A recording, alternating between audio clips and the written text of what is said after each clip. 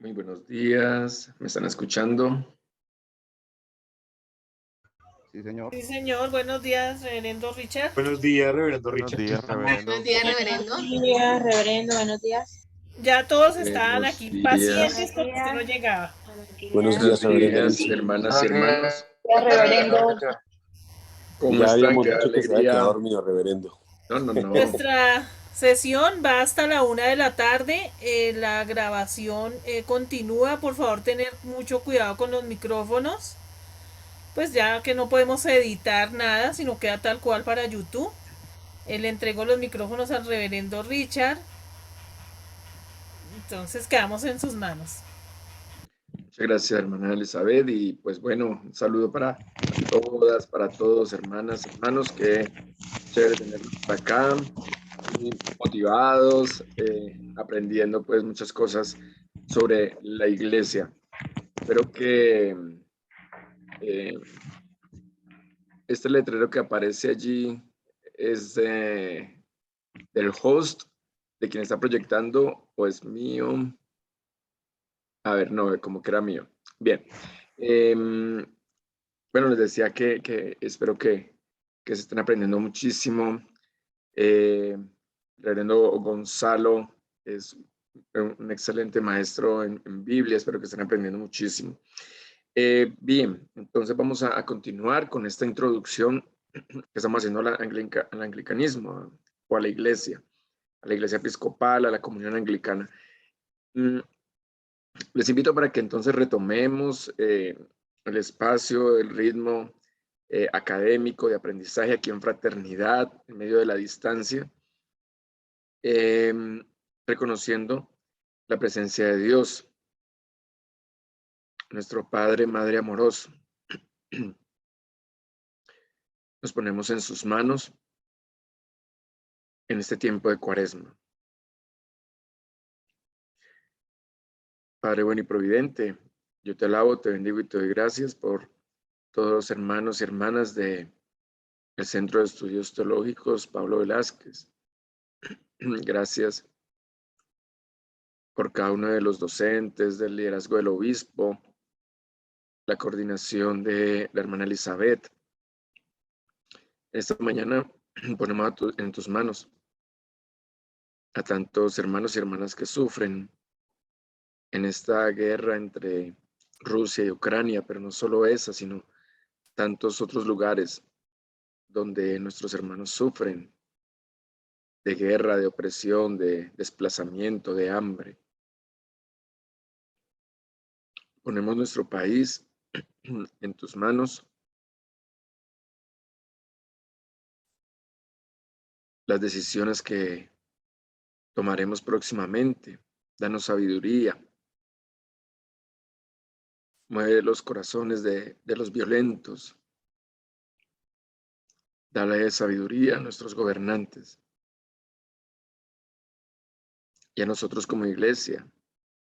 Danos la fortaleza y el don de profecía para anunciar y denunciar en medio de estas realidades, para que en nuestro país, nuestra iglesia sea también una voz de esperanza, de paz, de reconciliación. Gloria al Padre, al Hijo y al Espíritu Santo, como era en el Como en el principio. principio, ahora y siempre, por los siglos de los siglos. Amén. Amén. Muy bien, entonces vamos a continuar, voy a compartir. La última vez estábamos por el lado de todo lo que era simbología. Habíamos arrancado desde el mismo pez y el crismón, que son más generales del cristianismo, pero después ya empezamos a ver algunos símbolos, bueno, generalmente la cruz muy particular, muy, que identifica mucho el cristianismo anglicano, pues la cruz celta de hace mucho tiempo. Bueno, estos símbolos ya los vimos. Explicamos, alguien en la primera sesión había preguntado que se le explicara el escudo de la Iglesia Episcopal, espero que haya quedado claro a qué hace referencia, y terminamos con el escudo de la diócesis, creo que por ahí habíamos terminado. Pues la metodología les sugiero seguir empleando más o menos la misma metodología, pues vamos charlando. Los que llevan más tiempo pueden ir participando y todos los demás pueden preguntar sin pena porque esto es introductorio y sabemos que muchos todavía pueden tener confusión entre lo específico de nuestra iglesia. Bien, entonces, bueno, vamos a seguir. Precisamente hablando de eso,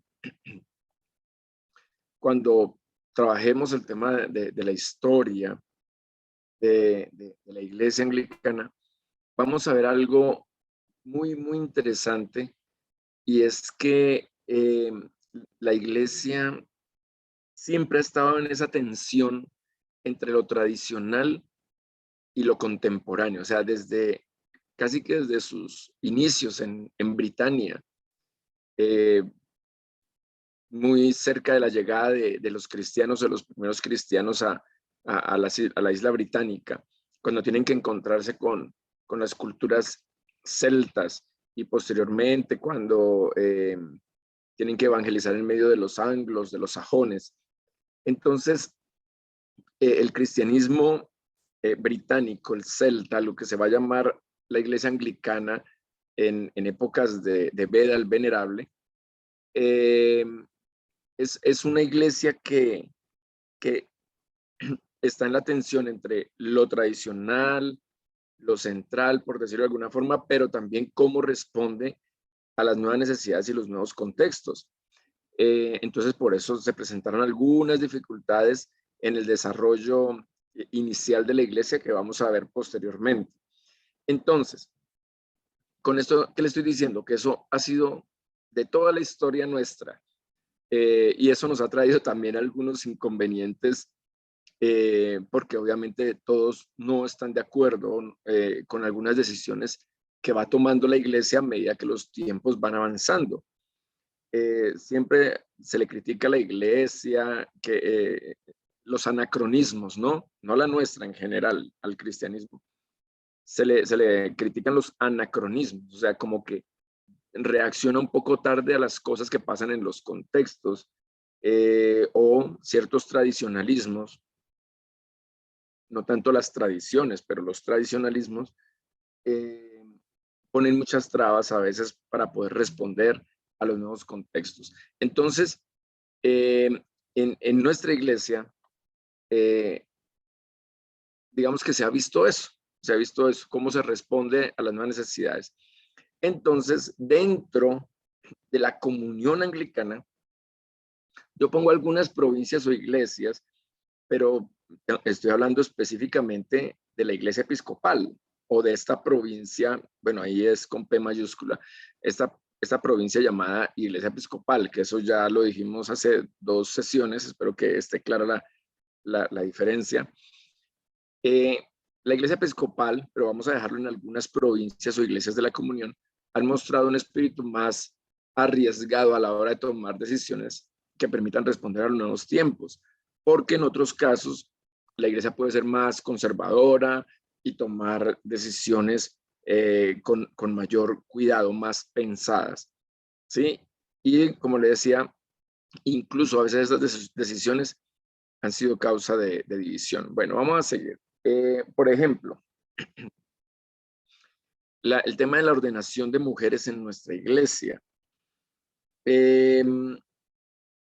Claro, como estamos en un contexto colombiano muy católico romano, para la gente del común que ha sido criada en este espíritu católico, le es muy raro pensar o ver una mujer presbítera, una mujer diácono, una mujer obispo, como que no, como que les es raro.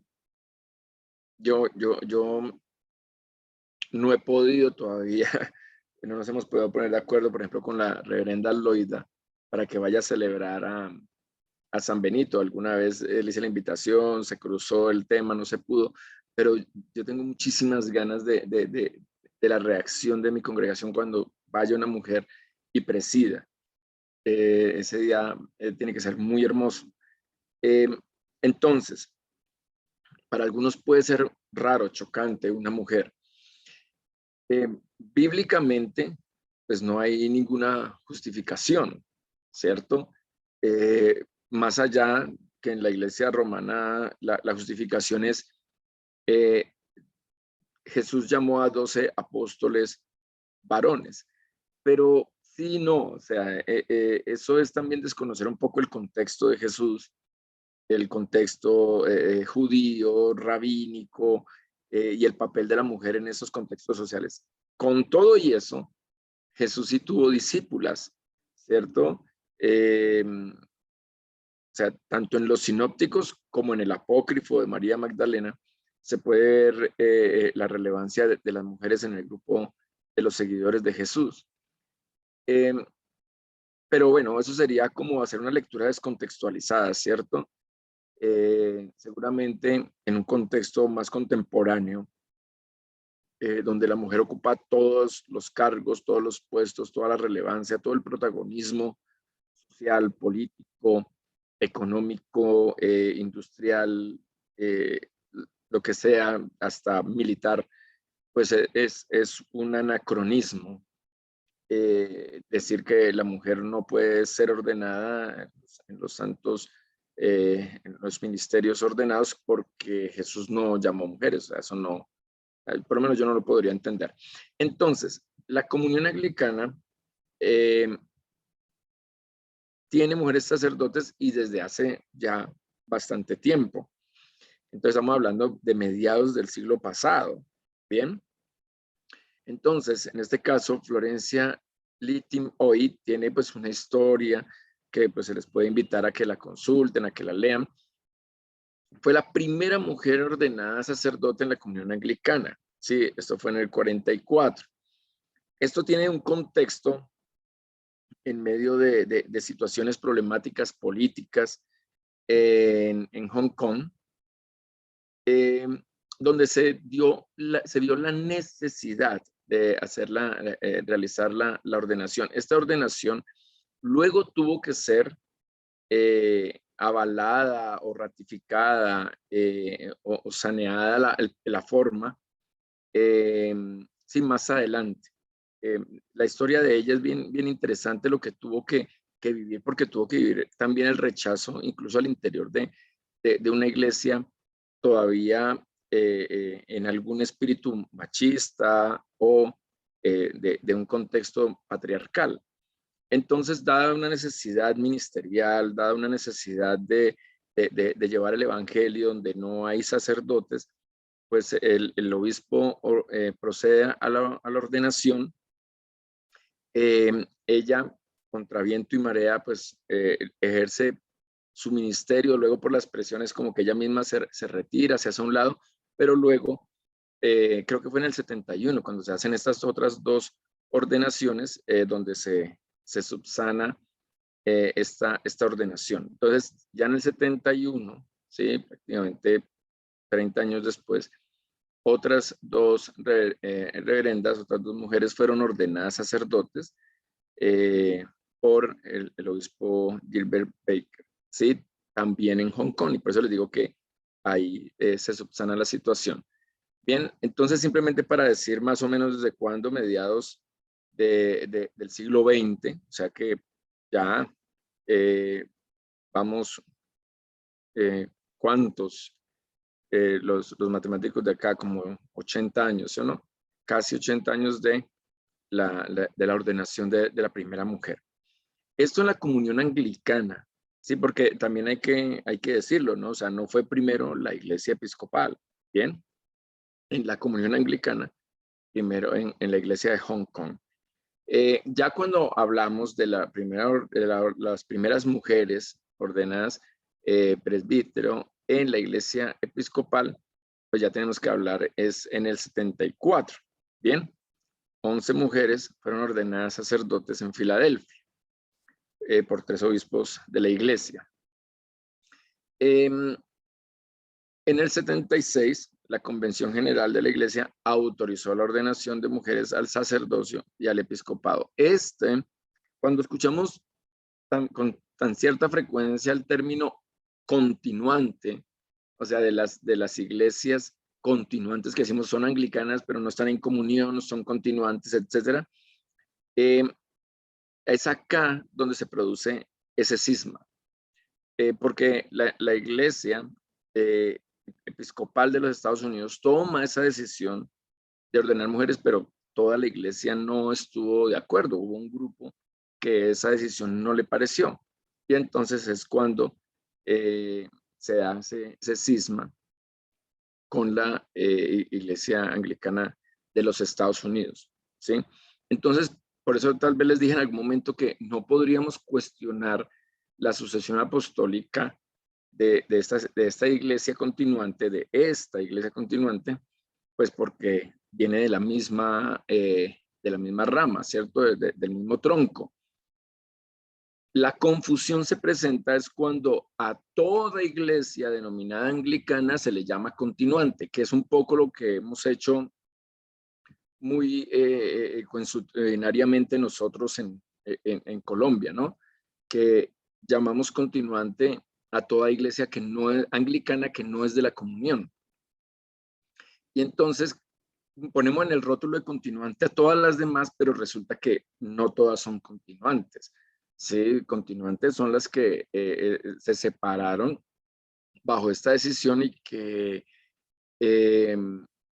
pues sí, continúan con la sucesión apostólica, es una iglesia, incluso ha habido acercamientos para volver a la comunión, pero es algo que todavía no se ha concretado, todavía no se ha realizado, pero esas son las continuantes, no es toda iglesia que aparece por allí que se le podría llamar continuante, no. Lo que pasa es que nosotros, digamos que en el diálogo lo hacemos así. Entonces, hermanos que podemos venir de otras iglesias que se denominan anglicanas, pues las ponemos en el mismo costal, pero digamos que no sería lo más acertado. Bueno, entonces, acerca de la ordenación ya episcopal, o sea, como obispo.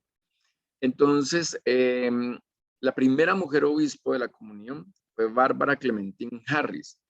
Ella fue ordenada obispo en Massachusetts y estamos hablando del 89. Bien. Fue también un caso bien interesante porque también había algo de oposición, sobre todo porque Bárbara Clementine Harris era, si no estoy mal, divorciada. La divorciada era madre, pues cabeza de familia, de su hogar, y pues ahí como que tenía alguna oposición, parecía que no lo veían bien. Y la primera mujer obispo presidente, porque ya tuvimos obispo presidente mujer, pues fue la obispo anterior al actual obispo presidente, Michael Curry. Entonces el anterior obispo presidente fue la reverendísima Catherine Jefferson Corey, y fue elegida en 2006. Bien, entonces ya fue la primera obispo presidente de todo lo que llamamos iglesia episcopal o esta provincia con P mayúscula llamada iglesia episcopal. Bien, bueno, avancemos. Aquí pues simplemente traigo algunos nombres, por ejemplo en el caso de Desmond Tutu. Por ejemplo el libro que es este de la felicidad con el Dalai Lama, porque eran muy amigos con el Dalai Lama. El libro de la felicidad, bueno, no recuerdo el título exacto. Uno mira y no aparece que sea arzobispo anglicano, no lo ve por el tema. Muchas personas piensan, y con quienes a veces he hablado, sobre todo pues cuando falleció el arzobispo, pensaban que era romano, sí, y pues su protagonismo en Sudáfrica y todo. Entonces, el recientemente fallecido Desmond Tutu era un arzobispo africano. Fue primado de la Iglesia Anglicana de África Meridional. Sí, lideró, fue protagonista y precisamente su Nobel de Paz por toda la lucha contra la apartheid en Sudáfrica en los 80. Ganó el paz en el 84 y pues una frase que hemos escuchado seguramente, muy famosa de él: si eres neutral en las situaciones de injusticia, es que has elegido el lado opresor. Bueno, simplemente para que vayamos identificando, aunque pues obviamente son muchos más, ¿no? Bueno, hay una pregunta muy común. Recuerden que si alguien tiene preguntas o participación, las puede ir haciendo. Hay una pregunta muy común que nos hacen, ¿sí? Incluso quienes se acercan a nuestra iglesia, y me suceden con cierta frecuencia allí en San Benito, quienes se acercan a la iglesia porque a veces la gente no identifica de primerazo la diferencia. Ve un templo, altar, ve un sacerdote, y puede presenciar una Eucaristía que si no está muy familiarizado con la liturgia romana, se le va a hacer muy parecida. Entonces, cuando se les cuenta quiénes somos, la primera pregunta es, bueno, ¿y qué tiene de diferente? Esa es una pregunta muy común. ¿Qué tiene de diferente? Entonces, pues he hecho un pequeño listado. Seguramente faltan muchas cosas más que ustedes me colaborarán, pero podríamos hacer la pregunta: ¿qué tenemos de común, pero también qué nos diferencia? No estoy muy bien a la garganta. Entonces, ¿qué tenemos en común? La tradición católica. Por eso nuestra iglesia es católica, que también lo dije la primera clase: somos católicos y también somos protestantes, o sea, reformados. Entonces, ¿qué tenemos en común? La tradición católica, que corresponde a los primeros siglos, ¿no? Tenemos los primeros concilios, les decía, incluso hasta Éfeso. ¿Qué tenemos en común? La Sagrada Escritura.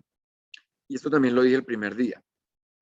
Tenemos en común con los romanos que tenemos los deuterocanónicos en nuestras Biblias, ¿sí? Sabiduría, Eclesiástico, Primero y Segundo Macabeos, Tobías, Judith. Bueno,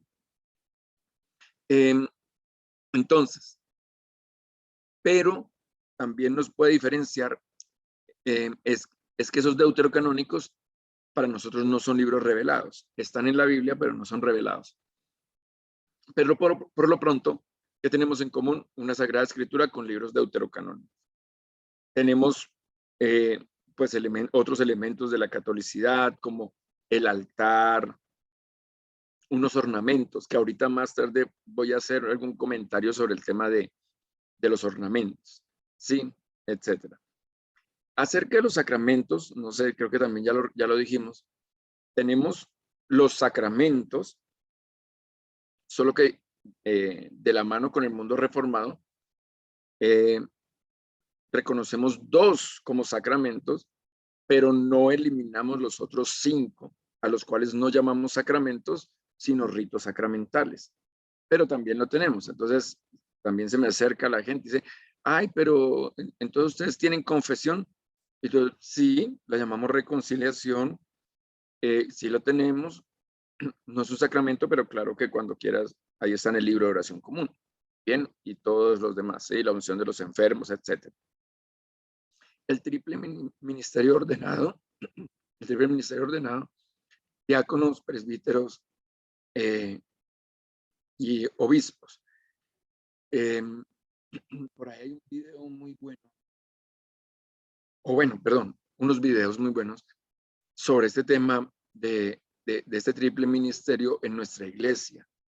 Cuando hicimos el curso de la liturgia con el reverendo Juan Oliver, que es el custodio, el guardián del libro de oración común. Y él sacó un libro. Yo creo que ese libro, por lo menos en PDF, como que ya lo tenemos. No sé, hermana Elizabeth, ratifícame el tema. Sí, ese lo tenemos en PDF.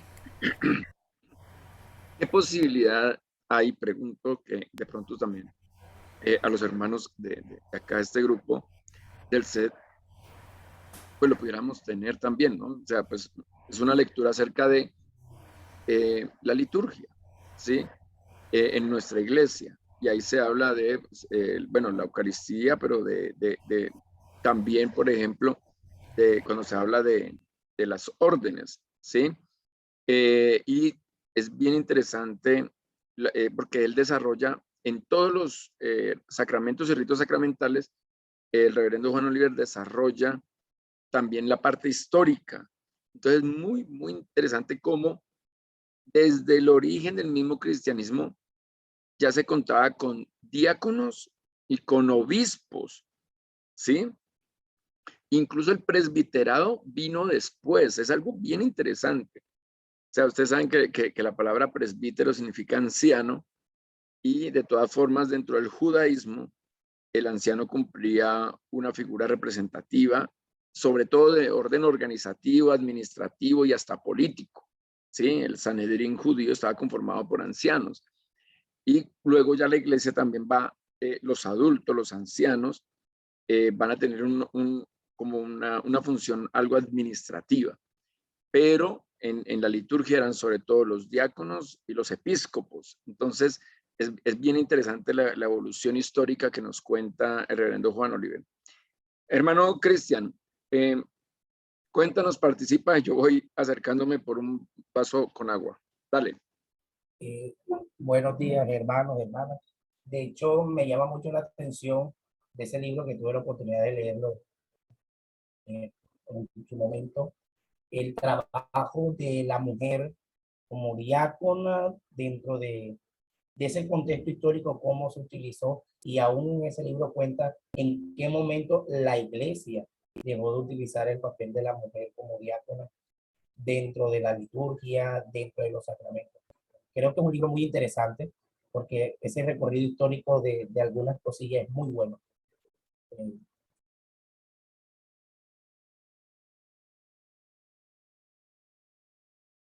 Gracias, hermano Cristian. Sí, en efecto, es bien interesante porque las diaconisas son de los orígenes del cristianismo, el papel de las diaconisas.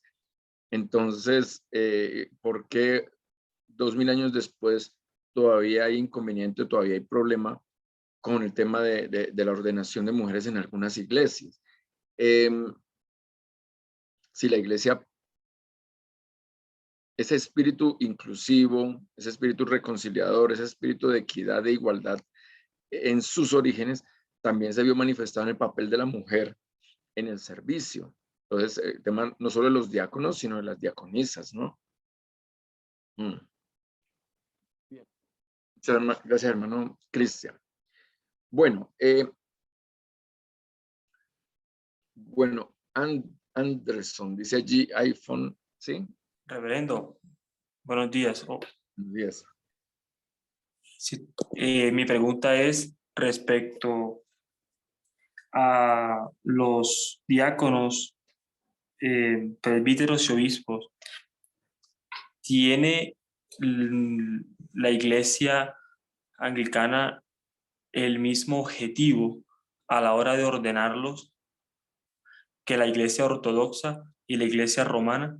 Es decir, me refiero a la finalidad y me refiero a la intención en el ejercicio del ministerio. ¿Es el mismo para como lo es en la iglesia ortodoxa o en la iglesia romana?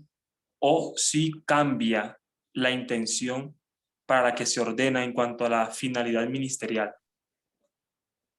Ya, bueno, vamos a ver si lo comprendí bien. Nosotros tenemos en la iglesia romana, por ejemplo, llaman diácono permanente. Entonces aquí nosotros también tenemos algo que se llama diácono en vocación, que son hermanos que se ordenan o hermanas que se ordenan al diaconado porque su vocación es ser diácono. Esto es muy importante porque en nuestra iglesia el diácono no es como un cura chiquito o un cura menor, sino tiene su propia dignidad ministerial. Incluso ahí en la iglesia, en los Estados Unidos, hay toda una organización en torno al equipo diaconal y formativo a nivel del grupo diaconal, porque es un ministerio con sus funciones, pero también con su vocación. Entonces, digamos que en cuanto a funciones litúrgicas, y de pronto es la pregunta, pues son muy similares. el libro de oración común señala muy bien qué le corresponde al diácono como, digamos, como ejercicios que son de él. Por ejemplo, voy a poner algún caso. Digamos que estamos en una celebración eucarística donde está el obispo, están algunos presbíteros y hay algunos diáconos. Entonces, la lectura del evangelio le corresponde al diácono, ¿sí? Porque el libro de oración común dice un diácono. Pues si no hay un diácono, pues bueno, entonces toca un presbítero, pero ojo, es si no hay el diácono. Entonces, en una celebración litúrgica donde hay diácono presente, debe desempeñar su papel, ¿sí? El que despide a la comunidad, ¿sí? Es el diácono que dice, vayan en paz para amar y servir, es el diácono. Entonces, no le corresponde ni al obispo, ni le corresponde al presbítero, si hay un diácono, cumplir con algunos, unas funciones dentro de la liturgia. Bien, como hay otras cosas que no le corresponden al diácono, ¿sí? El libro de oración común nos señala al menos unos 5 momentos que no le corresponde al diácono, sino solamente al presbítero. 5 momentos, ¿sí? Que tienen que ver con el tema de la colecta, de la absolución, en el momento penitencial, el tema de la consagración, el tema así, son 5 momentos. Entonces, digamos que tiene sus propias funciones, no tiene una dignidad menor ni más faltaba, empezando porque todo presbítero sigue siendo diácono y todo obispo sigue siendo diácono, o sea, eso no se borra, ¿cierto? Sino como decimos, imprime carácter. Entonces, simplemente, si pasa a ser presbítero, es un servicio más, o sea, unos compromisos diferentes en la iglesia. Y si pasa a ser obispo, es un servicio mayor, sino, porque no hablamos tanto de que como en una pirámide, sino un servicio mayor y unas funciones diferentes. Guarda las cosas de música y listas cuadernos para nosotros. Hermana Pilar, ¿cómo estás? Qué chévere tenerte por acá. Hola, mi querido reverendo Richard, ¿cómo estás? Qué pena que se me había quedado prendido el micrófono. ¿Cómo vas? Tranquila, muy bien. ¿Cómo están allá? ¿Cómo está Paula? Bien, aquí yo corriendo con ella todo el tiempo, pero bueno, ahí vamos, ahí vamos, ahí vamos. Yo quería hacerte una pregunta, mi querido Richard.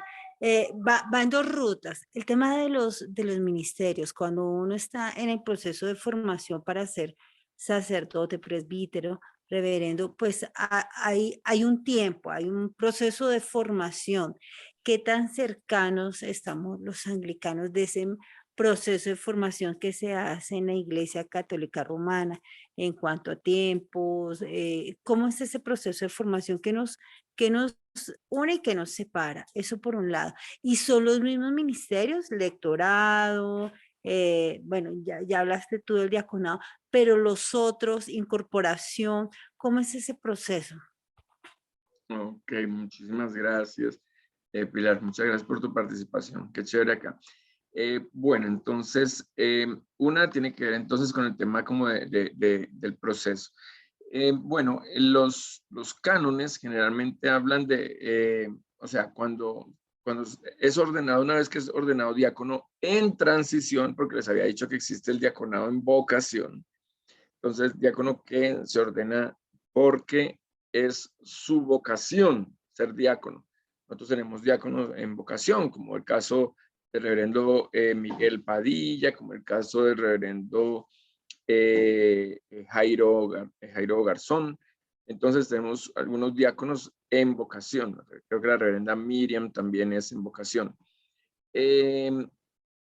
Entonces, los cánones hablan de al menos en tiempo, al menos 6 meses para pasar de diaconado a presbiterado. El tiempo, pues más o menos es 1 año, digamos lo que podría ser 1 año en promedio según los cánones.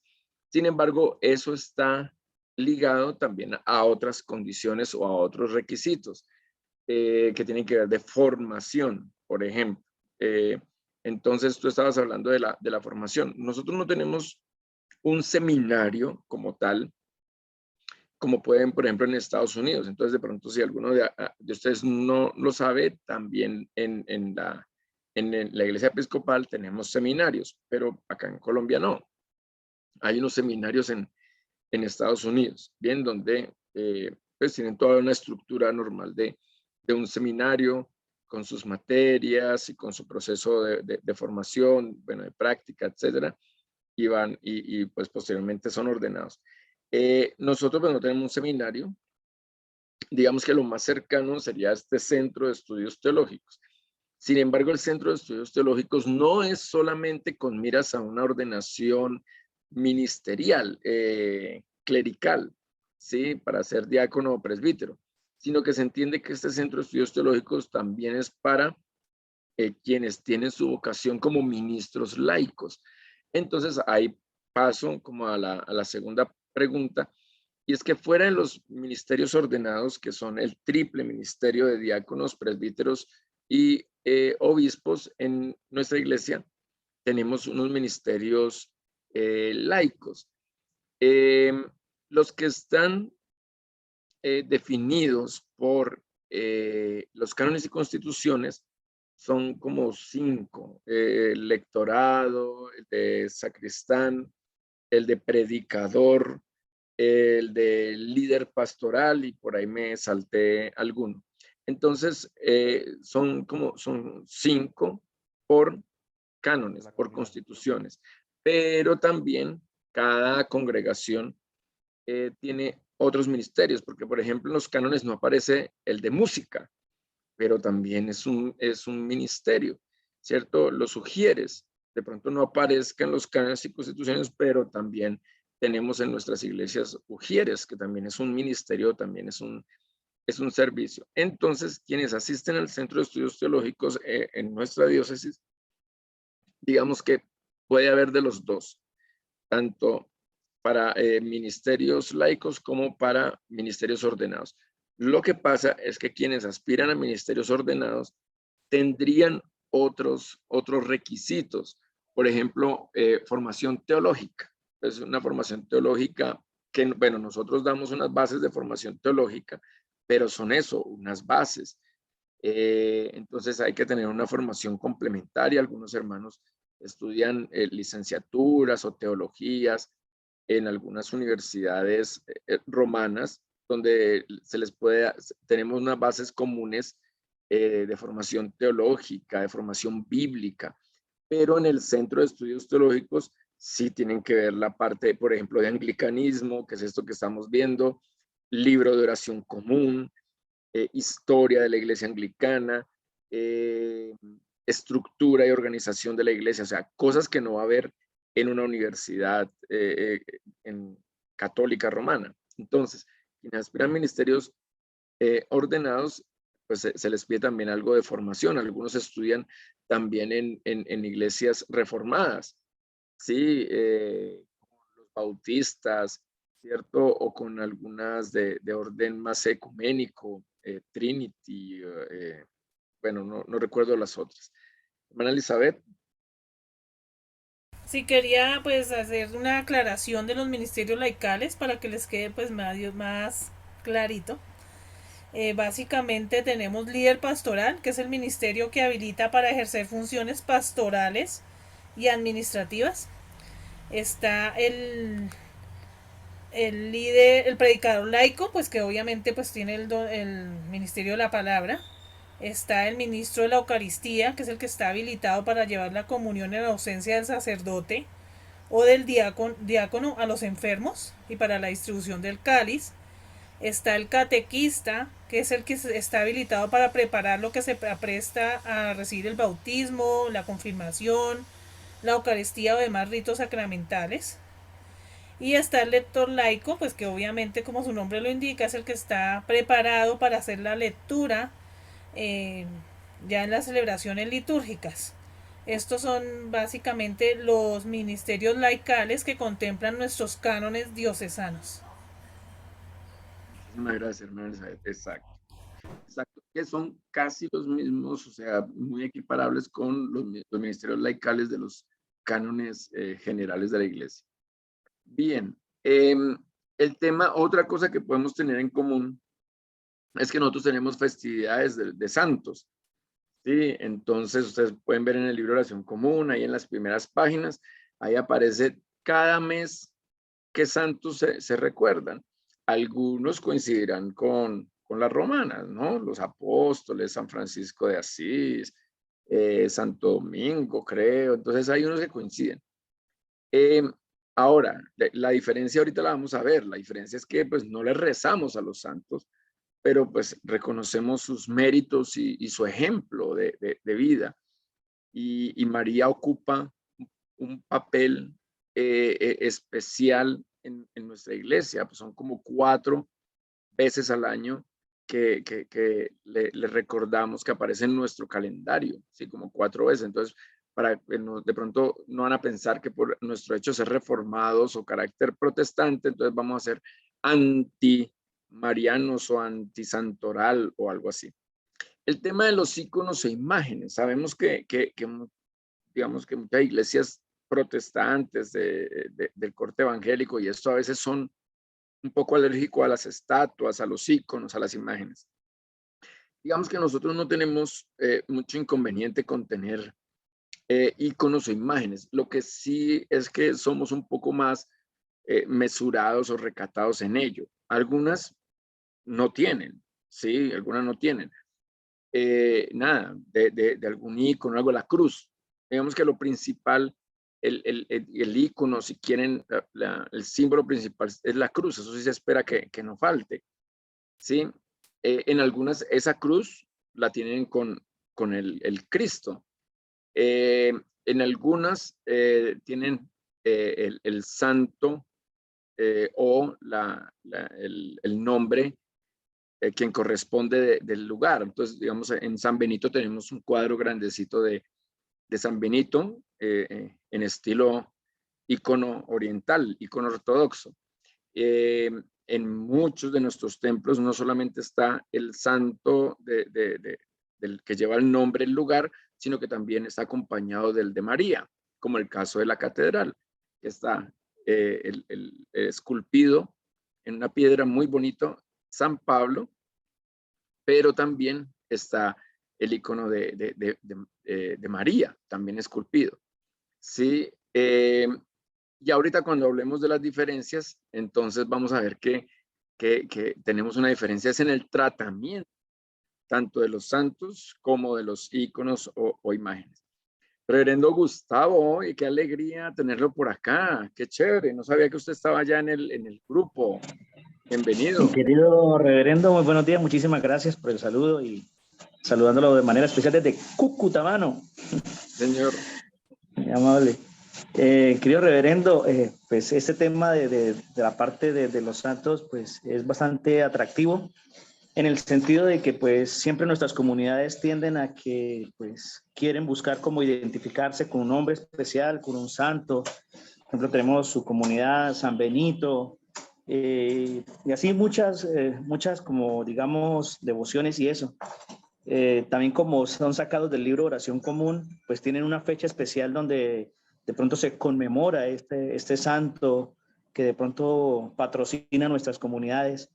Si se hiciera una fiesta patronal, de pronto que como se ve mucho en nuestras comunidades, pues por toda la tendencia romana que de pronto hay alrededor, de querer como celebrar esa fiesta patronal, ¿cuál sería como la mejor forma de orientar esta devoción o esta celebración que de pronto nos lleve en primer lugar a diferenciarnos de la tradición romana o latina, ¿sí? Y adquirir como más identidad en lo que somos como episcopales? Sería como la pregunta. Gracias. Okay, muchas gracias. Y me alegra mucho, reverendo Gustavo, tenerlo por acá. No sé si sé que le envié el primer capítulo, el de hace 15 días. No sé si el de hace 8 días tuvo la oportunidad de verlo. Si no, pues nos dice y se lo hacemos llegar. Mire, lo que usted ha dicho es muy importante y es, por ejemplo, la elección de los nombres de nuestras congregaciones. en eso hay que ser muy cuidadosos y ojalá pidan asesoría. O sea, si ustedes ustedes fundan o plantan, es más el término en nuestra iglesia, plantar una iglesia, plantar una congregación, déjese asesorar, por favor, o por lo menos pregunte, porque a veces tienen alguna devoción por algún santo, digo devoción, bueno, llamémoslo admiración, por un santo en especial y resulta que no hace parte de los santos que están en el libro de oración común, porque seguramente son santos que sucedieron después de la reforma y son más de la identidad romana. Entonces voy a inventar algo.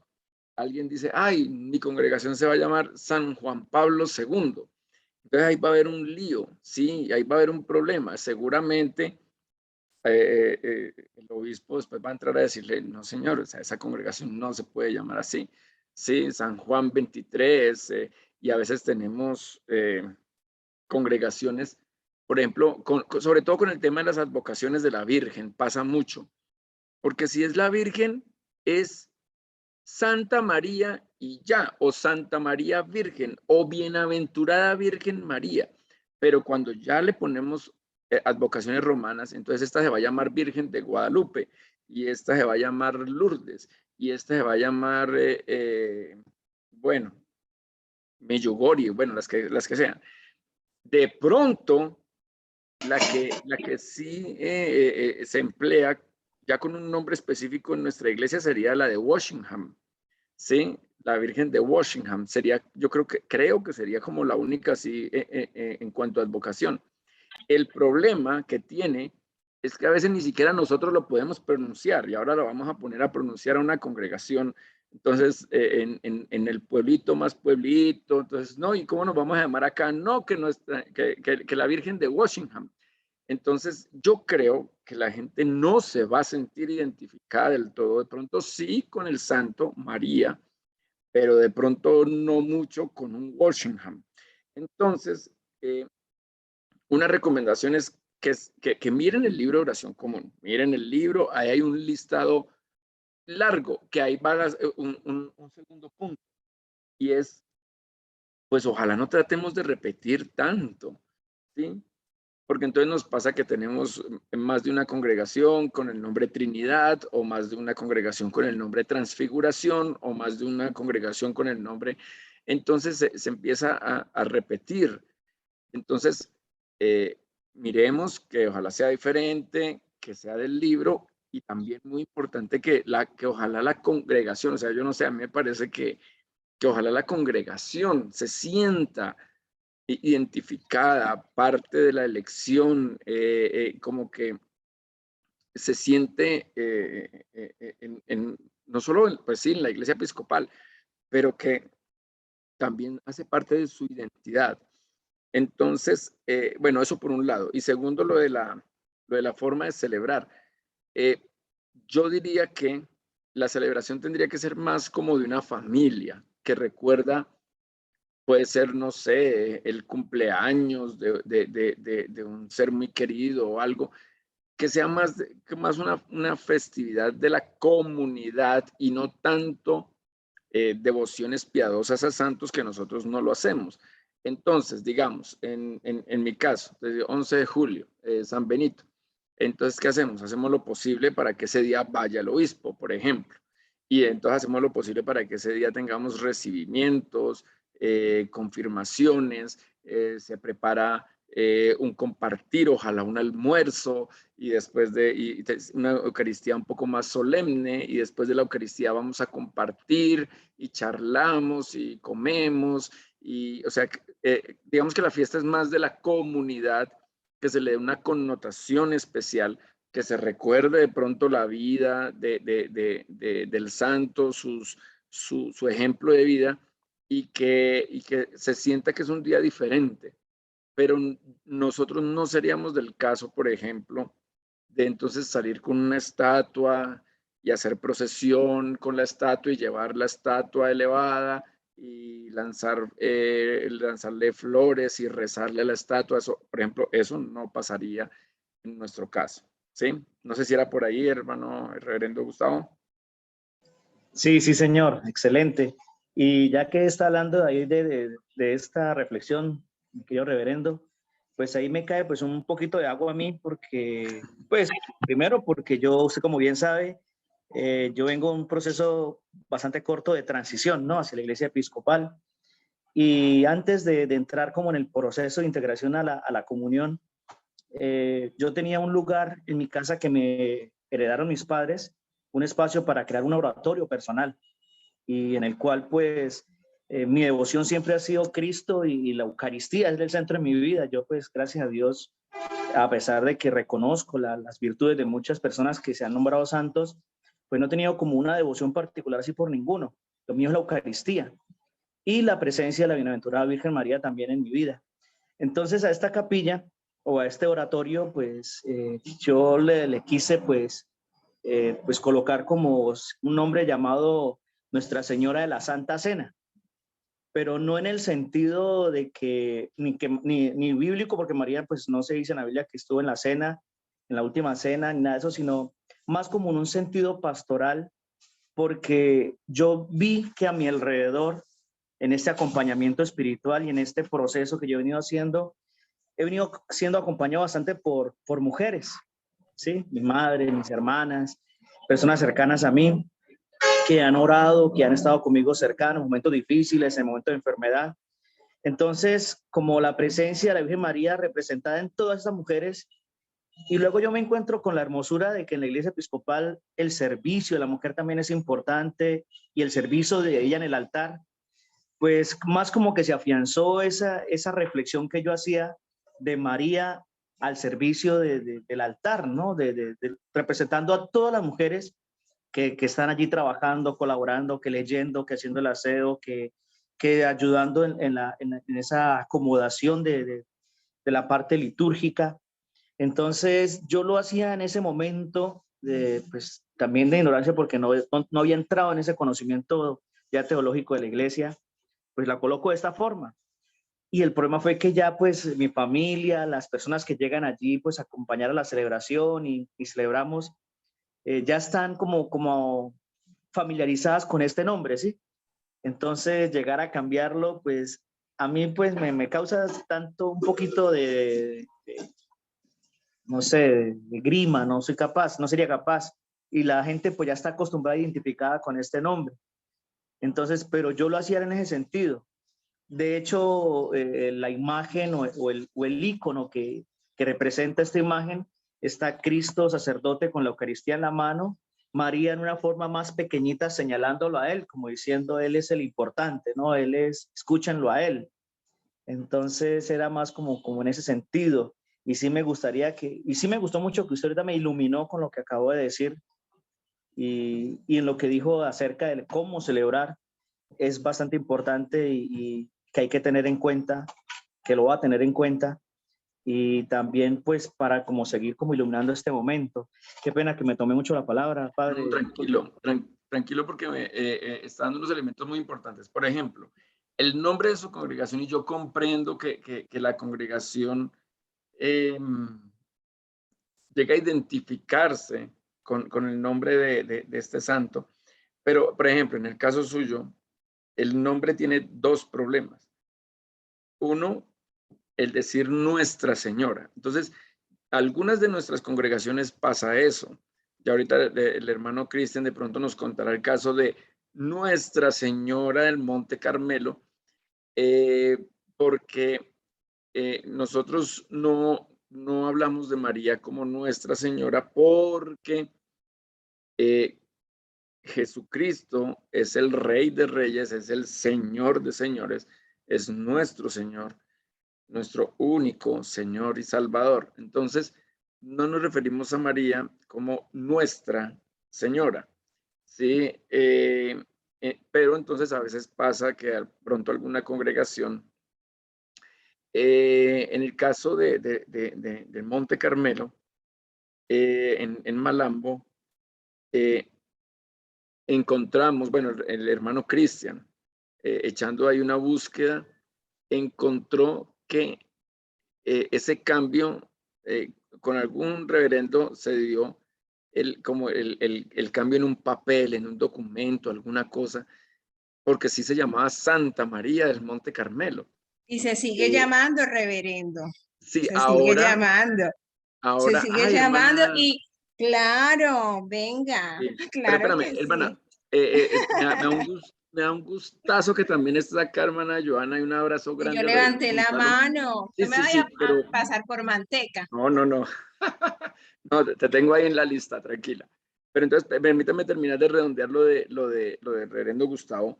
Entonces, en algún papel, en alguna parte por allí, ya nos contarán o Cristian o Joana, primero pues Joana en el orden de levantada de la mano, pero entonces empezó a llamarse por alguna razón después Nuestra Señora e incluso aparecía ahí en el frente del templo Nuestra Señora y pues así se quedó.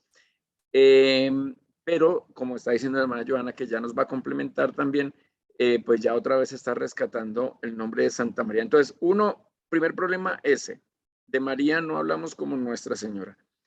Segundo problema, es que en efecto, como usted mismo lo ha dicho, reverendo Gustavo, no pertenece al listado de santos de la iglesia decir de la cena o de la Santa Cena. Porque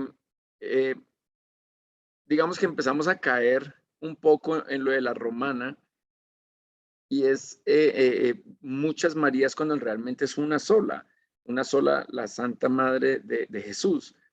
Entonces empezamos a caer entonces en la de la Cena, pero en la del Carmelo, pero en la de Washington, pero en la de, sí, entonces empezamos otra vez a diversificar y luego va a venir otro que quiere hacer la propuesta con otro nombre, ¿sí? Entonces, Santa María del Monte de los Olivos o Santa María bueno, de algo, ¿sí? Entonces, va a empezar a darse eso también. Entonces, digamos, pero la buena noticia para el reverendo Gustavo es que creo que no hay ninguna congregación en nuestra diócesis que se llame Santa María. Entonces, digamos que podría decirle que ese nombre está disponible para una congregación, ¿sí? Santa María, ¿sí? O Bienaventurada Virgen María, que es como solemos llamarla. Entonces, pues yo sé que es fuerte a veces cuando la congregación ya se siente identificada, pero cuando la congregación ya entienda que está en otro tipo de eclesialidad, que es la iglesia episcopal, que es la comunión anglicana, seguramente lo va a comprender más fácil. Ahora sí, hermana Johanna, qué gusto tenerte, chévere. Cuéntamelo todo. Muchas gracias, padre. Buenos días a todos y todas. Bueno, buenas tardes, ya es tardecito. Bueno, con relación a lo que estaba diciendo Gustavo, el hermano Gustavo, es reverendo, ¿cierto? Sí, es reverendo Exacto. Romano. Bueno, reverendo Gustavo. Hermano ante todo, hermano ante todo. Sí, mire, nosotros estamos aquí por algo, ¿cierto? Porque todos estamos aprendiendo de anglicanismo, de nuestra iglesia. Ninguno acá puede jactarse de que viene desde la cuna del anglicanismo. Todos venimos desde la tradición romana, ¿cierto? Estamos aprendiendo. Nuestra tradición colombiana ha sido bajo la Iglesia Católica Romana.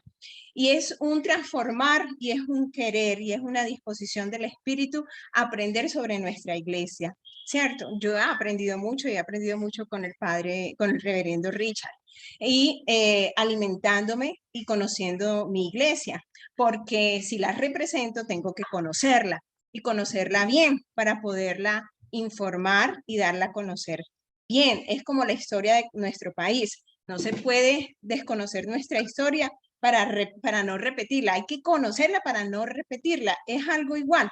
Entonces, todos estamos aquí aprendiendo y todos tenemos, digamos que, el derecho de equivocarnos y el deber de corregirnos.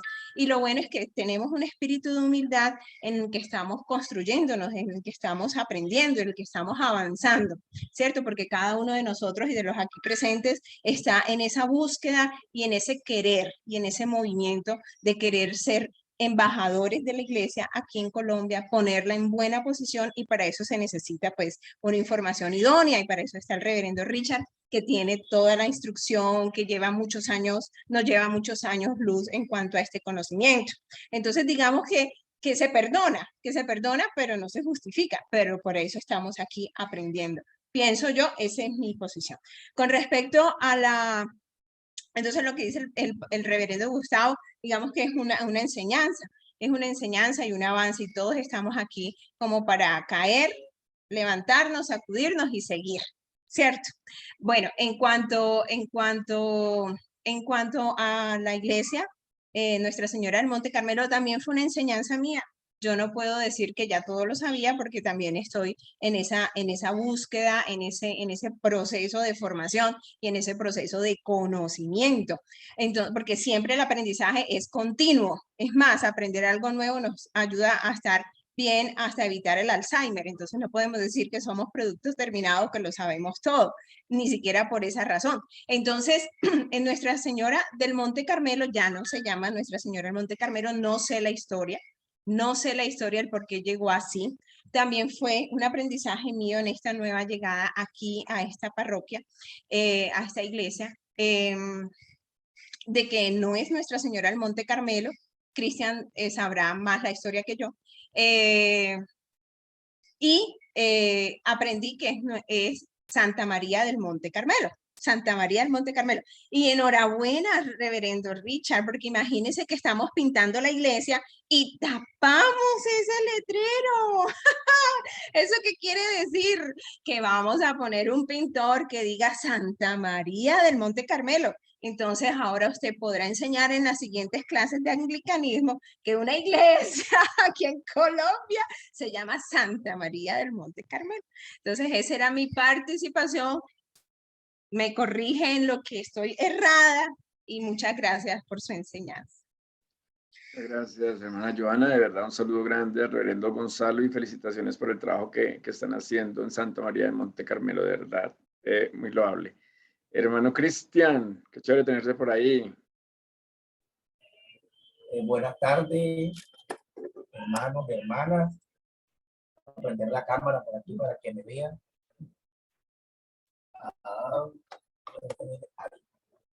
La verdad, sí, yo le comentaba al reverendo Richard hace unos meses, que cuando llegó en el 2020, o principio de 2020, cambio de los nombres de algunas congregaciones, el reverendo Anthony nos hizo la propuesta de un cambio, y haciendo un poquito de investigación en los libros de liturgia, de sacramentos, perdón, encontré que nuestra iglesia, cuando se inició en el año 80 y pico, aparecía con el nombre de Santa María del Monte Carmelo, que les cuento que fue un nombre que casi le cuesta el ministerio reverendo de la época, porque era un nombre que no era muy anglicano, y el obispo de la época, eso fue un escándalo, pero al final pues terminó aceptándose el nombre. Hubo una transición entre el 2000, en el 99 hasta el 2001, que es un nuevo ministro, y él es el que decide cambiar el nombre de Santa María a Nuestra Señora del Monte Carmelo. Y eso trajo una devoción mucho más fuerte a Mariana, a la iglesia. Y cuando se nos hace la propuesta del cambio, cuento un poco del proceso del cambio y decía, ¿será que podemos regresar al primer nombre? Y es ahí donde el reverendo Richard nos investiga y aparece ahí en la diócesis con un poquito de historia, que aparecía como Santa María del Monte Carmelo. O sea, ese era el nombre que teníamos, pero en ese proceso de estos años, un ministro lo cambió y había quedado como Nuestra Señora del Monte Carmelo. Y de hecho, los primeros matrimonios que aparecen registrados en la notarías de Malambo, aparece Santa María del Monte Carmelo, porque yo hice la averiguación, porque mi mamá y mi papá son casados en la iglesia, y aparece casado en la iglesia episcopal en Colombia, Santa María del Monte Carmelo. Entonces fue donde decimos nuevamente como regresar, y viéndolo desde el punto de vista es como un poquito más hacia nuestra identidad, aunque nosotros no creemos mucho en las apocaciones y todas esas cosas, fue como un poquito más de identidad. Muchas gracias. Una cosilla, Padre Reverendo, meto mi cucharada así rapidito, nuevamente. En las escrituras, en los certificados de tradición y libertad del predio y de la iglesia como tal, aparece Santa María del Monte Carmelo. Mire. Bueno, muy buena noticia porque facilita Sí, más todo. Qué bueno, claro. qué bueno, bien. Sí, entonces fue por ahí un paréntesis en la historia donde se le cambió el nombre, pero bueno, muy bien. Gracias. Hermana Lady Viviana desde Cali Valle. Buenas, reverendo. Pues para 3 cositas. Primero, pues sí es cierto, como dijo la señora Joana, nosotros adoptamos la denominación anglicana y ahí queremos servir. Por ejemplo, en mi caso, yo me bauticé y me confirmé en la iglesia. Pero sí tengo, no sé si tengo mala información que la hermana Elizabeth, ella sí viene de familia anglicana, desde que ella siempre ha sido anglicana. Entonces, yo tengo esa información. Y otra de las cosas es que a mí me gustaría colocarle a la iglesia, no sé, Dios habla hoy. A mí me gusta ese nombre, Dios habla hoy, o Dios habla hoy siempre, no sé. Lo pongo ahí en opinión de ustedes. Ok, bueno, eso ya es un proceso que tendría que mirar el comité permanente con el obispo.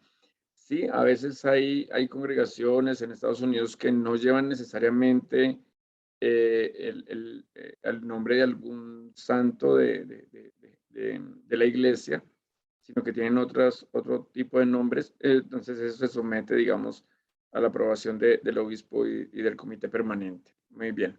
Bueno, creo que ya los que quedaron con la mano levantada es porque se les quedó levantada. Bueno, entonces sigo. Hermano Cristian. Yo tengo una pregunta y es que en el libro Oración Común hay nombres que se podrían utilizar como para congregaciones. Pero, por ejemplo, hay nombres que podría ser un poquito polémico colocarlo, por ejemplo, cuando si queremos colocarle el nombre a una congregación, el de Juan y John, o Juan y Carlos Way, o John o Charles, porque infortunadamente, bueno, aunque ellos murieron siendo anglicanos, hasta su último día, pues inician un movimiento que hoy se denomina metodista y Metodistas. una iglesia hermana. A veces sería como polémico colocar una congregación con ese nombre porque también nos podrían relacionar con nuestra hermana iglesia que no. Por ejemplo, a mí me gusta mucho su idea y su pensamiento. Yo dije, si algún día llegaría yo a plantar una nueva congregación, sería bueno un nombre como ellos, porque me gusta su idea, su trabajo misionero. Salieron de los templos y dijeron, el mundo es mi parroquia, y salieron a un trabajo misionero fuera de los templos. Pero entonces sería como algo como, no sé, traería como confusión, no sé. Sí, por un lado eso que dices, hermano Cristian, por un lado eso, sí, no sé, es como si fuéramos a ponerle alguna congregación John Newman, ¿cierto? Que porque Newman fue anglicano, pero pues ya sabemos lo que pasó, él se pasó a la romana y ahora es un santo, creo que es un santo romano. Entonces sí, uno eso, y dos, que yo sí los invito a que ojalá los nombres, la congregación se siente identificada con ellos.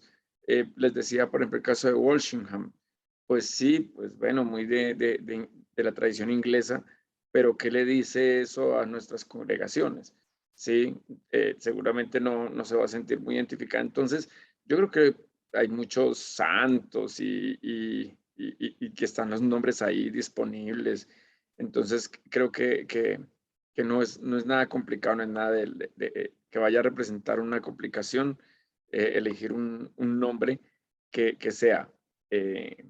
Que respete, digamos, la identidad de la iglesia, del episcopal, del anglicanismo y a la vez que represente también como la identidad de la comunidad. Bien, entonces, si quieren, avanzamos al siguiente, que sería el tema. ¿Alguien? No veo a nadie con la mano levantada. Bueno, ok. Entonces miremos la otra parte, la contraparte es sobre lo que nos diferencia, que también es bueno y también nos preguntan, porque nos preguntan, sobre todo la pregunta es esa, pero ¿y qué tienen de diferente? Preguntan más eso que tienen de común. Lo que tienen de común a veces la gente lo percibe un poco más fácil. Y lo que tenemos de diferente a veces es lo que más nos preguntan. Entonces, a veces cometemos, ¿alguien va a hablar? A veces cometemos el error. Yo creo que hay que apagar algún micrófono por ahí. Es Álvaro Herrera que tiene el micrófono abierto. Ay, hermano Álvaro había levantado la mano, pero después la bajó. No sé si todavía quiere decir algo. Bueno, Pero- hermano, sí, permítame. Ok. No, era cuando estábamos hablando, bueno, un saludo primero que todo. Permítame, para darle un poco de ánimo al hermano Gustavo, que yo estuve en el mismo plan de él, en la misma experiencia, porque la congregación siempre, bueno, yo creo, también era de puras mujeres, y en un momento determinado fue lo mismo. Pero bueno, consultando con ustedes, lograron corregir esta parte y el nombre que tenía ahora la señora María Virgen, así como le dije, y se ha cambiado y la gente lo ha aceptado. Igual sigue siendo un honor a la mujer, que era lo que nosotros en un momento pues sentimos al principio y quería aportarle eso al hermano Gustavo como para darle ánimo, porque yo sé que el cambio no es fácil cuando uno ya lo ha arreglado como una dedicación a la buena voluntad de la mujer. Era eso, hermano, el micrófono. Muchas gracias. Muchas gracias, hermano Álvaro. Muy amable, gracias por el testimonio también. Bueno, hermano José Celaya preguntaba sobre la impresión de carácter. En algún momento hablé de los órdenes sagradas imprimen carácter. Bueno, digamos que un poco técnico el término, pero es simplemente que eso ya hace parte de nuestro ser, nuestra esencia, como el bautismo. El bautismo imprime carácter en el sentido de que eso no se quita, eso no se borra, eso ya hace parte de usted. Alguna vez una señora se fue para otra iglesia y le llegó una carta al obispo de la señora diciendo, sí, era como una solicitud, como que le quitaran el bautismo, ¿no? Renuncio y entonces quítenme el bautismo. Entonces, pues es que eso no se quita. Pues usted puede cambiar de iglesia, pero eso ya no se le quita. Entonces, la pregunta que vi por acá de imprime carácter era más, es eso, ¿no? Que eso hace ya parte de nuestro ser, de nuestra esencia. Bueno, entonces, ahora acerca de las diferencias, que es lo que a veces más preguntan, más que las similitudes. Miren, hermanos, a veces cometemos este error. Cuando se habla de su gracia Justin Welby, el arzobispo de Canterbury, a veces lo he escuchado por ahí, es decir, es como, por sacarla como fácil, es como el Papa, pero anglicano. No. O sea, no, eso corrijámoslo, no se hace esa comparación. La figura no existe un papa o una autoridad de este tipo en la iglesia. Bien, ya hablamos de Justin Welby, ya hablamos del primado, del arzobispo de Canterbury y ya sabemos cuál es su papel de colegialidad, un papel de representatividad. Máximo lo que podríamos llamar el primus inter pares, el primero entre iguales. Entonces no tenemos un papa, ¿cierto? Esto es una figura muy romana, ni siquiera la ortodoxa. La ortodoxa tiene patriarcados, son iglesias autocéfalas. Y hay como 11 patriarcados y cada uno tiene su patriarca. Bien. Bueno, este segundo punto es una de las cosas más bonitas de nuestra organización y es una iglesia democrática. Es una iglesia donde participa la congregación, no es una iglesia donde lo que dice el cura se cumple en la parroquia, lo que dice el obispo, o si algún obispo llegara de una forma autoritaria a decir esto se va a hacer, o un obispo presidente, o arzobispo de Canterbury. Es una iglesia democrática, por ejemplo, la elección. Entonces, la elección del obispo presidente, la elección de un obispo diocesano. Entonces, son procesos democráticos donde participa incluso el laicado. Entonces, ni siquiera son decisiones que se tomen solamente entre el clero, sino que también el laicado participa. Por ejemplo, desde lo más pequeño hasta lo más grande, una junta congregacional es como el comité de la congregación, de la parroquia, de la misión. Está conformada sobre todo por laicos. Yo a veces digo, no, de pronto no es tan exacto, pero es para que nos entendamos un poco. El cura es un miembro más de la junta congregacional, de pronto la preside, pero es un miembro más y no se hace la voluntad absoluta del clérigo en la parroquia, sino que las decisiones son colegiadas. Entonces se reúne la junta con alguna periodicidad, cada 15, cada mes, se reúne la junta y evalúan y toman las decisiones sobre el quehacer de la congregación. ¿Cómo vamos a organizar determinados tiempos fuertes en la iglesia?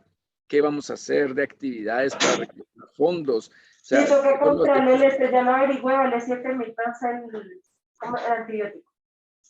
7.000. Por ahí se le disparó sí, toca que lo comió porque para que le quite la infección de ahí del dedito.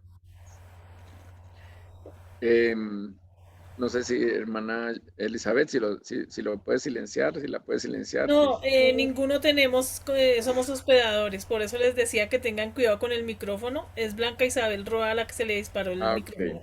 Entonces, hermana Blanca, un saludo cordial. Ya miro, qué pena. Listo, bien, gracias.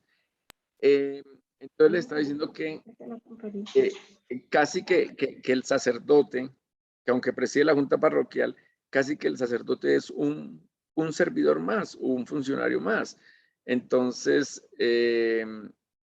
las decisiones se toman colegiadas, lo mismo a nivel diocesano. Cada año la diócesis se reúnen en la convención diocesana, donde va todo el clero, y de cada congregación van 1 o 2 representantes del laicado, y ellos participan en las votaciones, en las decisiones, en las mociones, bueno, etcétera. Sí, y a nivel de la iglesia episcopal también, ¿sí? Entonces cada 3 años se hace una convención general en Estados Unidos y allí van todo el clero, todo el clero no, van los representantes del clero de cada diócesis, pero también van representantes del laicado de cada diócesis. Entonces, y así se toman las decisiones de manera colegial. Bueno, es una iglesia muy democrática. Y de la mano con eso también en la liturgia, es muy participativa. Entonces tenemos un libro de oración común que no es de uso exclusivo del clero, no es como una especie de misal, no, sino que contiene, además de la liturgia, contiene también los tiempos fuertes, pero contiene todo el salterio, pero contiene las oraciones del oficio, matutina, ¿sí? Vespertina, tiene múltiples oraciones, tiene el leccionario, y eso es para también el laicado, para la congregación, por eso se llama libro de oración común. Y muchas partes contienen para la participación en la liturgia de la asamblea. Además que también depende de quién preside, cómo participa la asamblea también en la liturgia. Bueno, es una iglesia de la gente, que respeta los contextos y que hace lo posible por ser una iglesia inclusiva.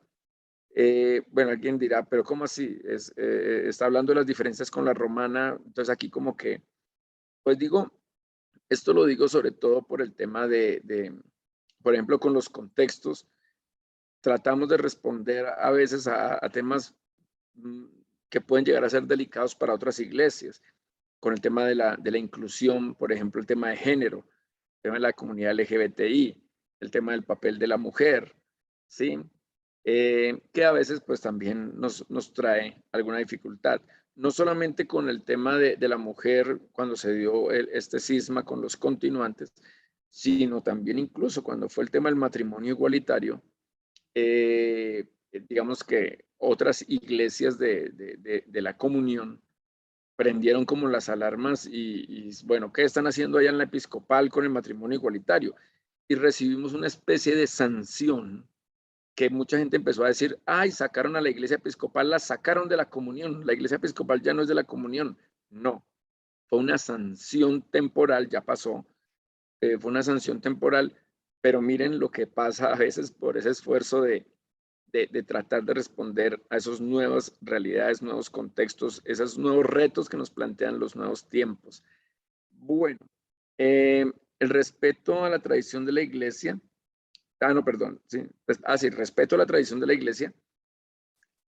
¿Por qué decimos respeto a la tradición de la iglesia? Porque hay ciertas doctrinas, sobre todo romanas, que nosotros en la reforma dejamos de lado. Temas como el purgatorio, que incluso creo que la romana como que ya también se lo está replanteando. Tema del limbo, que creo que también la romana como que ya no tiene mucho en cuenta el tema. O ciertos dogmas marianos, ¿sí? Que la Asunción, que la Inmaculada, estas cosas no son de la tradición. Por eso el título es Respeto a la tradición de la iglesia, porque eso no es de la tradición. Eso se desarrolló posteriormente, sobre todo en la Edad Media. El tema de la transubstanciación, que yo sé que aquí tenemos otro punto donde se presta para discusión. Y seguramente cuando se vea el tema de liturgia lo van a tratar más a fondo, pero nosotros no creemos en este dogma de la transubstanciación. Nosotros sí hablamos de la presencia real, sí, eso sí lo hablamos, presencia real de Cristo, su cuerpo, su sangre en el pan y el vino. O si no, pues no celebraríamos la Eucaristía, ¿cierto? No comulgaríamos con toda la devoción y el respeto, ¿sí, no? Pero la doctrina o el dogma romano de la transubstanciación, según el cual el pan deja de ser pan para ser carne, física, químicamente hablando, y el vino deja de ser vino para pasar física, químicamente a ser sangre, eso no. Sí, nosotros hablamos de presencia real mística o presencia real espiritual, no de transubstanciación. Y bueno, y otros dogmas, ¿sí? Entonces nos acogemos más a la tradición de la iglesia y no a estas novedades, le decimos novedades de la iglesia romana.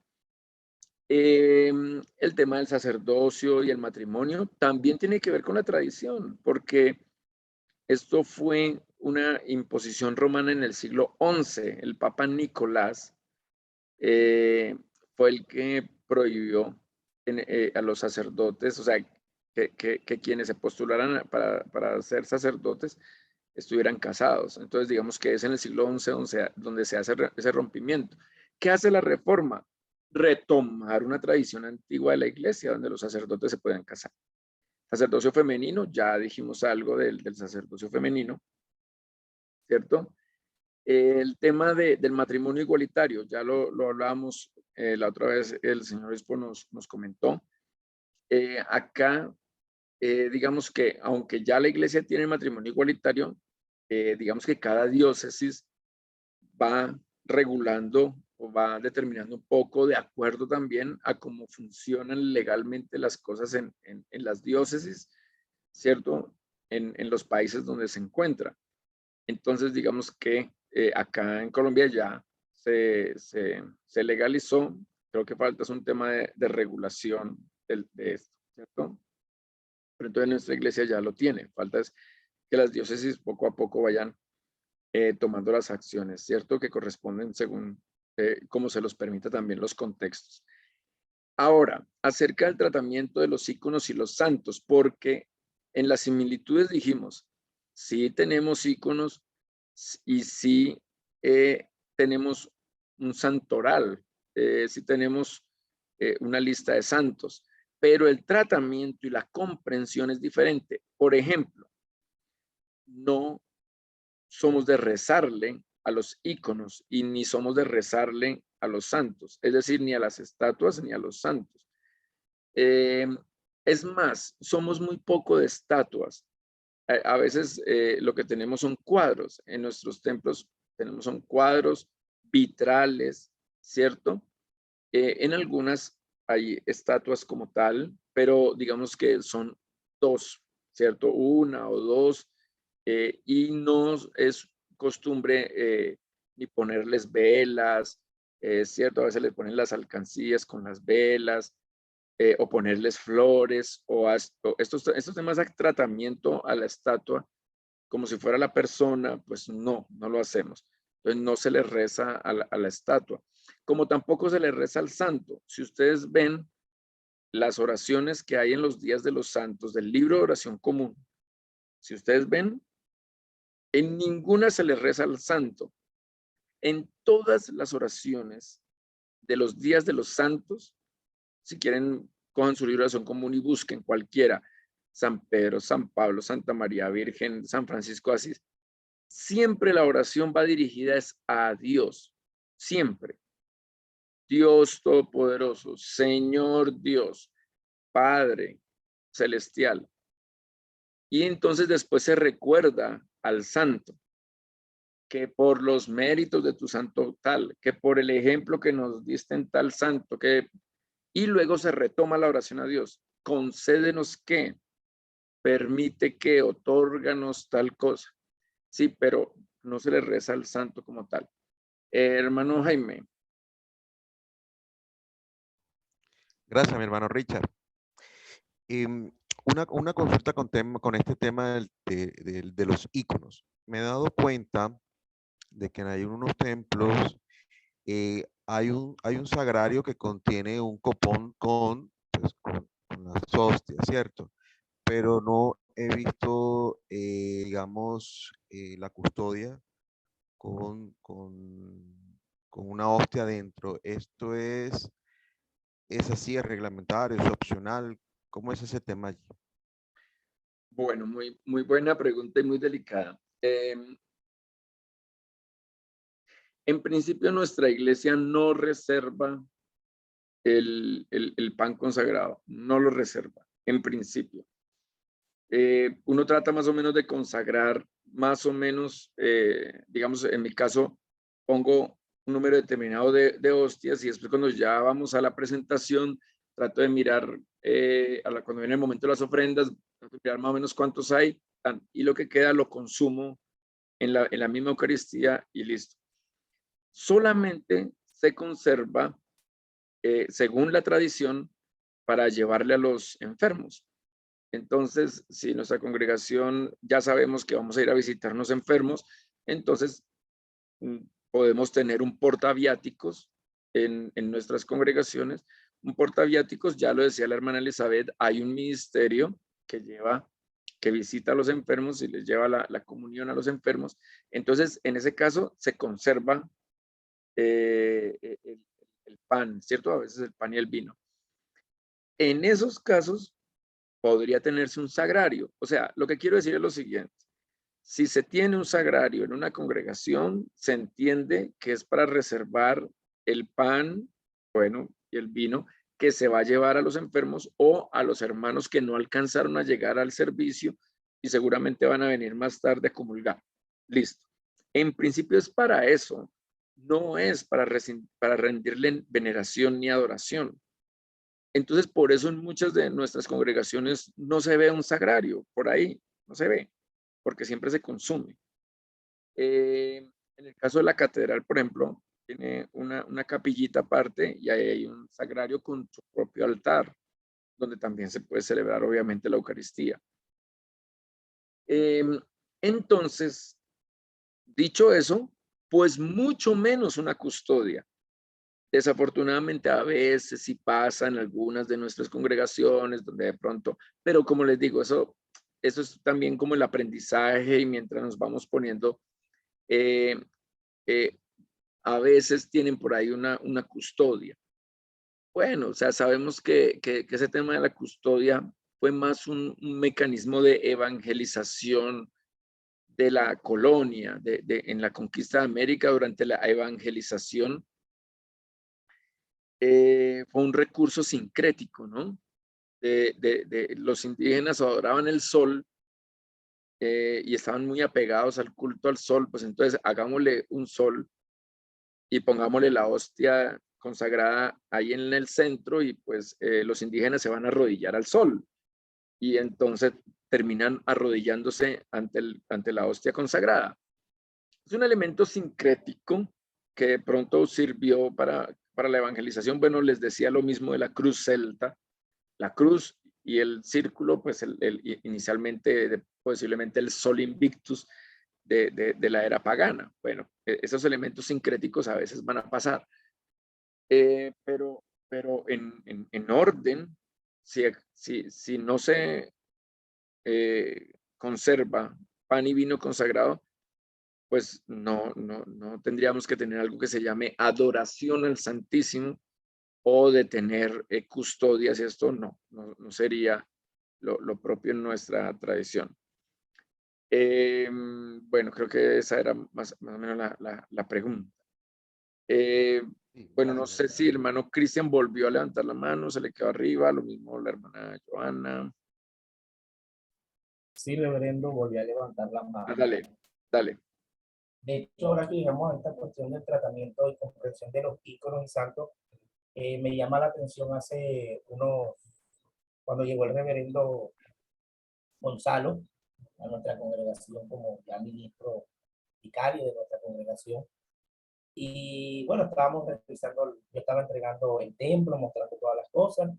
Me acuerdo que una de las señoras de la iglesia dijo: ay, padre, a mí me gustaría que allá en el altar le pusiéramos a la Virgen del Carmen, que sabe que es nuestra patrona, y quedaría muy bonito. Y hasta le mostré el lugar y el padre pero muy prudente, o sea, con mucha sabiduría dice: para nosotros somos una iglesia un poco, somos cristocéntricos, así como está el altar con la cruz, es muy bonita como se ve. De hecho, vamos a ver si de pronto en otro lugar del templo podemos colocarla y si podemos comprar de pronto una imagen mucho más pequeña. Pero en el altar, así como está, se ve muy bonito porque somos una iglesia cristocéntrica y me parece que como tenemos el altar está perfecto. Entonces, eso me llamó la atención porque fue un tratamiento muy comprensivo de que no somos una iglesia cristocéntrica, que sí podemos tener la imagen de la bienaventurada Virgen María, y algunos en cualquier vocaciones pues ya tienen algunas vocaciones diferentes, pero hay que darle un tratamiento especial. O sea, el altar es dirigido simplemente a Cristo, a nuestro Dios, y bueno, ya sí hay devoción, y de hecho lo he visto, en estos días veía un video de la iglesia en Inglaterra, y en los templos gigantes, grandes, ya así al final del templo hay un cuadro muy antiguo de la Virgen María, de estos iconos de la iglesia ortodoxa, esos iconos orientales, y ahí así tienen un cuadro donde la gente llega, le coloca velitas, pero no está ni en el altar, sino en un lugar, un espacio especial para que los que tienen devoción, pero en realidad no hace parte del culto, sino un lugar reservado, pero no tiene el centro en el altar. Muchas gracias, hermano Cristian, y muy bueno el caso y el ejemplo que nos pones porque tenemos que ser muy cuidadosos. O sea, sabemos que muchos hermanos van a llegar a nuestras congregaciones venidos de la iglesia romana y de pronto se pueden sentir mal o quisieran proponer ciertas cosas. Entonces, el cómo les llegamos, cómo les hablamos, cómo les hacemos ver también es muy importante. Sí, señor, muchas gracias. Hermano Álvaro. Hermano Richard, es lo siguiente. Esta es una pregunta de la clase pasada. Hablando sobre el tema de rezar, de los santos, todo eso. Yo tengo una pregunta: ¿cómo se hace, o tú me puedes explicar sobre el Santo Rosario? Porque hay muchas personas que quieran rezar esto antes inclusive de la misa o en cualquier momento, y sí me gustaría que me dieran una visión un poco más amplio para saber cómo tomar esta parte. Te agradezco. Ok, hermano Álvaro, bien. O sea, bueno, tengo un problema un poquito de inconveniente con tu sonido, pero creo que te entendí. Miren, muy interesante. Uno, como iglesia, nosotros tenemos un rosario, sí lo tenemos, pero es cristocéntrico. Incluso se pueden, por ahí hay videos en YouTube o algo donde los explican. Incluso lo que podríamos llamar la camándula es diferente, ¿sí? Porque tiene solamente 4 cuentas, bueno, 4 grupos de cuentas, como de a 7 cada uno, y es cristocéntrico, o sea, no se hace oración a ningún santo ni a María. Entonces, primero, sí tenemos un rosario. Segundo, es cristocéntrico, o sea, no es mariano. Tercero, acerca del rosario mariano. ¿Qué digo yo con nuestros hermanos que son muy marianos, que se acercan a nosotros? Porque a veces pasa, por ejemplo, mucho en México, perdón, en Estados Unidos con la comunidad mexicana. En Estados Unidos, tenemos una hermana acá, creo que de Estados Unidos, cuando son venidos de México, muchos traen las tradiciones católicas, pero se llega con mucha frecuencia a las iglesias episcopales en Estados Unidos. Entonces, vienen con advocaciones, vienen con prácticas marianas. Entonces, yo lo que yo les digo a veces es, bueno, ustedes quieren estar con nosotros porque se sienten identificados con nuestra liturgia, se sienten identificados con nuestra eclesialidad, se sienten identificados con cómo vemos nosotros el evangelio y lo practicamos, pero es mariana. Entonces lo que yo les digo, incluso a veces puede pasar también con nuestros hermanos sacerdotes venidos de Roma, porque ya traen estas prácticas, lo que yo les digo es, sígalo haciendo, pero en privado.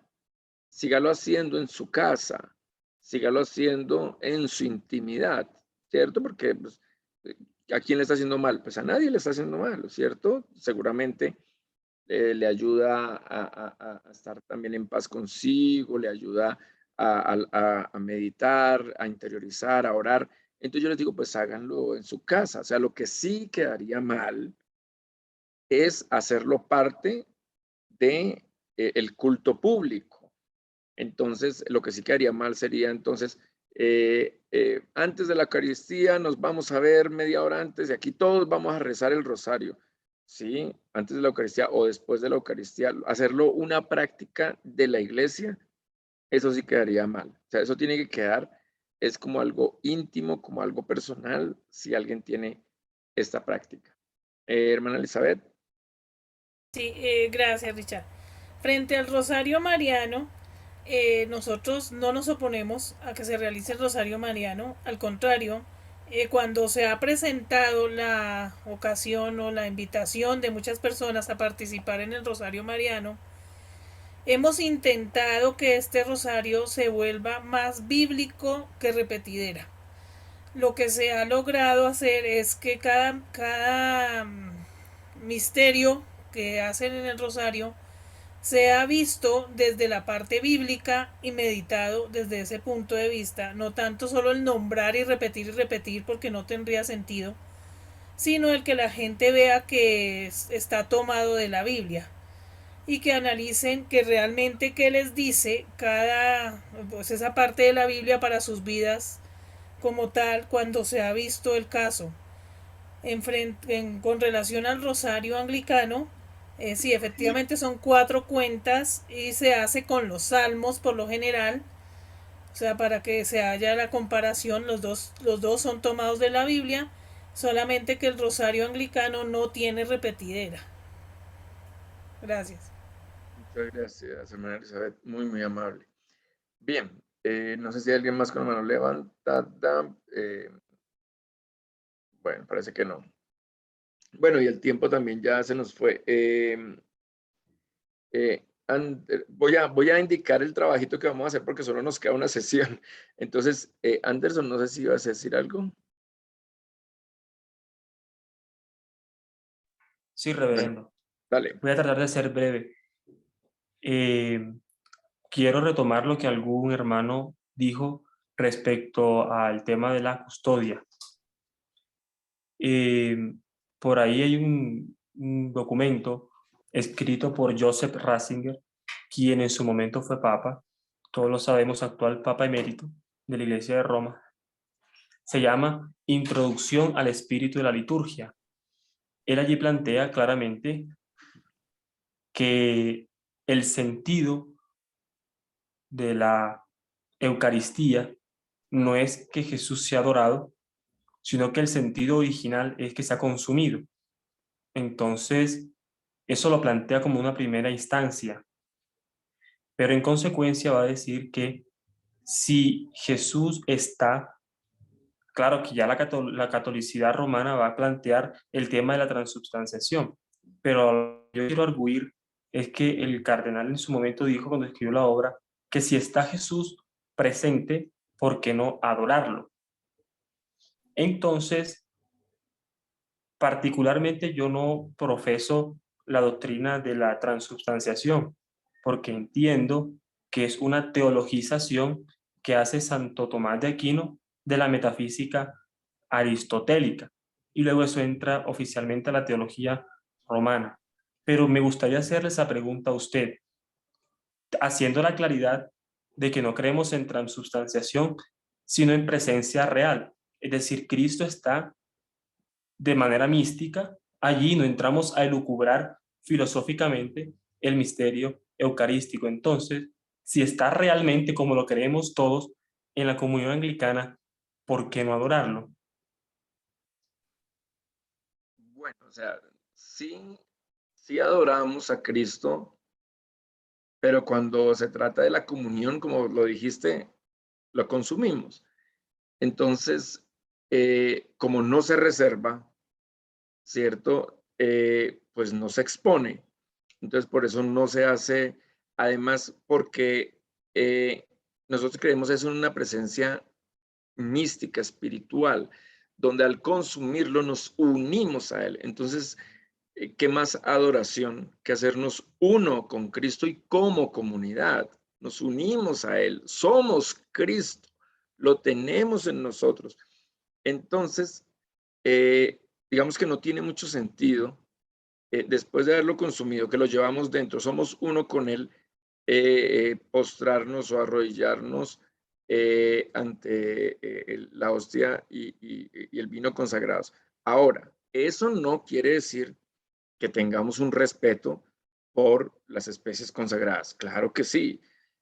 Por ejemplo, tenemos el corporal, entonces el pan y vino consagrado siempre van sobre el corporal, entonces incluso cuando alguien lo pone el pan fuera del consagrado, fuera del corporal, pues no venga para acá que esto va en el corporal, o sea, sí le tenemos un tratamiento, incluso donde hay sagrarios, en nuestras congregaciones donde hay sagrarios y hay pan consagrado, se enciende una velita o tienen un bombillito que indica que hay pan consagrado. ¿Y para qué indicarlo? Pues para que tengamos cierto respeto y veneración. Entonces, si yo voy a la catedral y veo que está el bombillito prendido, voy a entender que ahí en el sagrario hay pan, entonces yo entro y hago una venia, ¿cierto? Y paso y sigo para donde voy, ¿cierto? En el altar hacemos una venia, ¿cierto? Con sumo respeto, pero bueno, el tema de la adoración, tal vez como en el rosario, lo dejaríamos para algo más personal, alguien que quiera hacerlo como una práctica muy personal, pero no eclesial. ¿Sí? Muchas gracias, reverendo, por su respuesta oportuna. Gracias a todos ustedes por la participación. Hermanas y hermanos, entonces antes de devolverle a la palabra a hermana Elizabeth, acerca de la actividad o trabajo que les voy a pedir para mi caso, yo les voy a pedir por congregación, si están aquí por congregaciones o si está solamente usted de su congregación, pues le toca a usted solito. Les voy a pedir que preparen una catequesis para recién llegados a nuestra iglesia, prepárenla. Pero tengan cuidado, o sea, una cosa lo que yo les digo acá a ustedes, que ya están más metidos en el tema, ya están más comprometidos, ya sienten pasión por la iglesia episcopal, por la comunión anglicana, y otra es por quienes apenas se están acercando. Entonces, ¿a qué voy? ¿Qué quiero decir? que esa catequesis pues obviamente tiene que tener un nivel diferente, o sea, no puede tener tanta profundidad, tiene que ser más básico. Entonces, por favor, preparen una catequesis. Pueden hacerla en PowerPoint o pueden hacerla en video. Pero entonces lo que quiero que hagan es que tengan el material listo o a la mano, porque la gente se va a acercar y la gente va a preguntar, y entonces ya usted tiene el material y le va a poder decir, listo, pues de hoy en 8 a tal hora vienen todos, los invitamos a los que quieren conocer más de nuestra iglesia. Entonces, prepárenla, por favor. Tengan en cuenta otra cosa. Yo pues, tengo una forma de dirigirme a ustedes porque ustedes ya tienen ciertas bases, ustedes tienen cierto conocimiento, me dirijo a ustedes de una forma, incluso más magistral, pero entonces ahora ustedes, ¿cómo aterrizan eso a las personas que apenas vienen llegando? O sea, entenderé que no puede ser tan profundo o entrar de una vez con una cosa muy avanzada, muy profunda que no le van a entender. Entonces, hágame una propuesta por congregaciones de una catequesis para personas que llegan preguntando y golpeando, oiga, ¿esto qué es? ¿Esto es católico o esto qué es? Entonces, y quieren conocer más, entonces van a preparar. Les pongo la tarea o el trabajo en este punto. Uno, pues porque queda una semana, pero puedo darles otra semana más, entonces digamos que en 15 días. Pero también dos, porque de hoy en 8, pues voy a hablar de un tema diferente que ya no le interesa tanto a quienes se vienen acercando a nuestras iglesias, sino que ya les interesa más es a ustedes como ministros. Entonces, el tema que me resta es más para ustedes que para la gente que va llegando. No sé si el obispo va a tratar algún tema con ustedes. Este tema lo tenemos entre los dos. No sé si él de pronto, él ha participado en los días anteriores. No sé si el señor obispo está en este momento con nosotros, pero si de pronto él también va a requerir de pronto algún espacio dentro de 8 días, pues ahí estamos disponibles para escuchar a nuestro obispo, que también tiene algo que decirnos acerca de toda esta parte de introducción al anglicanismo. Muchas gracias, hermana Elizabeth. Padre Richard, Sí. ese material usted nos hace el favor de facilitarnos, ¿no? ¿Cuál? El de la presentation, sí, de la presentación. Pues no debería, pero bueno, vamos a Y esa desconfianza. No debería, pero vamos a pasar. Ay, hay que confiar en los alumnos. O sea, ¿por qué digo que no debería? Porque no quiero que vayan a tomar lo mismo. Porque No, pero es una referencia, padre, para uno poder seguir investigando. Porque es que, mire, nosotros queremos implementar eso. Antes de la Eucaristía, 10 minuticos sobre anglicanismo. Qué chévere. Ya lo hemos hablado, pero como yo todavía soy neófita en el asunto, entonces estoy cogiendo fuercita en el cacho. Bueno. Sí, yo se los puedo pasar, solamente pedirles que, o sea, es otro nivel, el que voy con ustedes es un nivel más profundo, más elaborado, más académico. Entonces yo les pido es que con los demás tiene que ser algo más pedagógico, más amable, más por encima, no tan profundo. O sea, hay otro tratamiento diferente. Entonces yo se los paso, pero por favor adáptenlo bien a sus congregaciones. Bien. Listo. Hermana, quedó más que comprometido porque esto está grabado yo. Ajá, muy bien.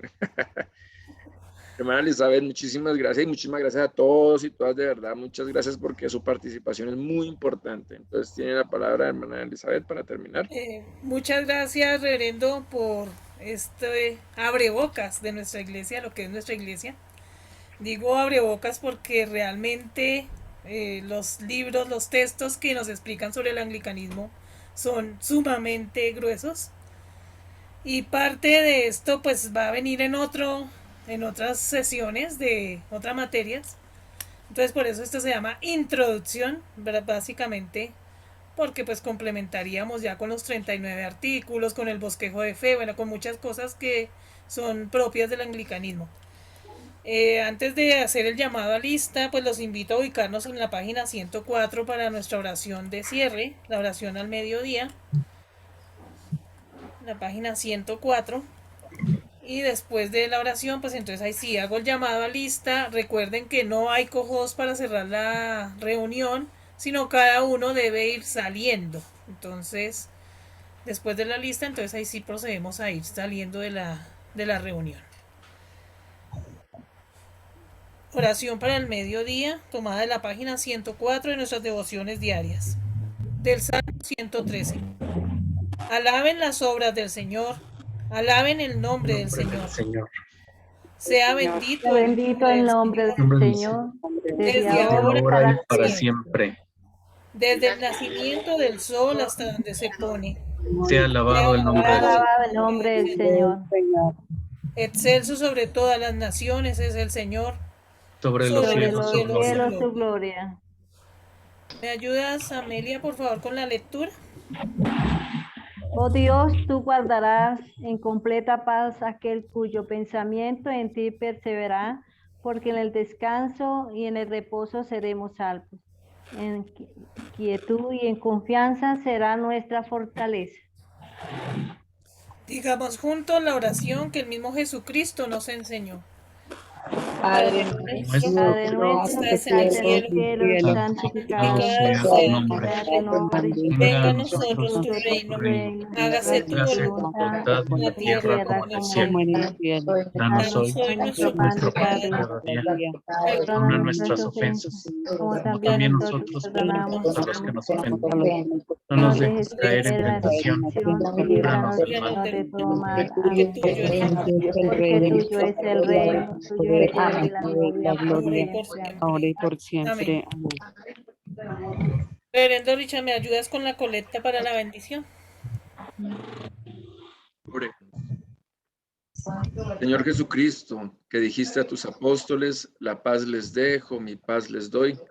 No mires nuestros pecados, sino la fe de tu iglesia, y concédenos la paz y la unidad de esa ciudad celestial, donde con el Padre y el Espíritu Santo tú vives y reinas, ahora y por siempre. Amén. Amén. El Señor sea con ustedes. Y con tu espíritu.